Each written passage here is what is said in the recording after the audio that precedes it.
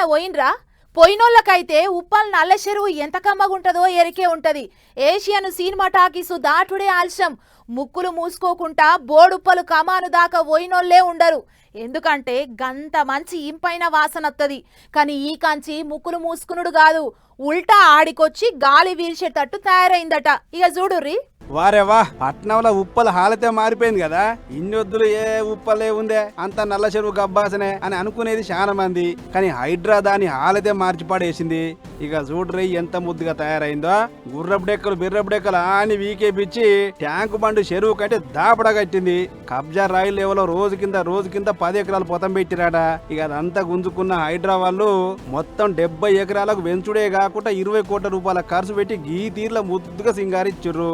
అయితే ఇన్నొద్దులు ఈ ఉప్పల చెరువులకు నీళ్ల రాకపోకలు పెద్దగా లేకుండే, అందుకే అంత గౌలు వాసన వచ్చేది. కానీ హైడ్రా ఎక్కడ తూములు భీములు ఆండి బందోబస్తు చేసి వచ్చే వరదను చెర్లకు పోయే వరదను మూసీలకు పోతట్టు సవలతు చేసిర్రు. ఇదొక్కటే కాదు, పొద్దుగాల వాకింగ్ చేసేటోళ్ళ కోసం సపరేట్ వాకింగ్ ట్రాకు, బతుకమ్మ ఘాటు, ఓపెన్ జిమ్, పొలగాన్లు ఆడుకోవటానికి జాగా, ఇట్లా జనాల కోసం మంచి సవలతులు చేసిర్రు. అన్నట్లు హైడ్రా సగబెట్టిన ప్రధాన చెరువులలో ఉప్పల్ నల్ల చెరువు సుత ఒకటి. ఇంతకు మునుపు అంబర్పేట బతుకమ్మ గుంట, మాదాపూర్ సున్నం చెరువు, ప్రగతి నగర్ అంబర్ చెరువు, ఈ 3 చెర్లను ముద్దుగా సింగారిచ్చింది. ఇప్పుడు ఇది మొత్తానికి హైడ్రా జయంగా చెర్లు చాలా వరకు కొత్త జీవం పోసుకుంటున్నాయి. అందుకే కావచ్చు కొందరు పడిపడనోళ్ళు హైడ్రా అట్లా చేసింది ఇట్లా చేసిందని కోర్టుకు పోతే హైకోర్టు కూడా హైడ్రా మీద గర్వమైంది ఈ నడుమ.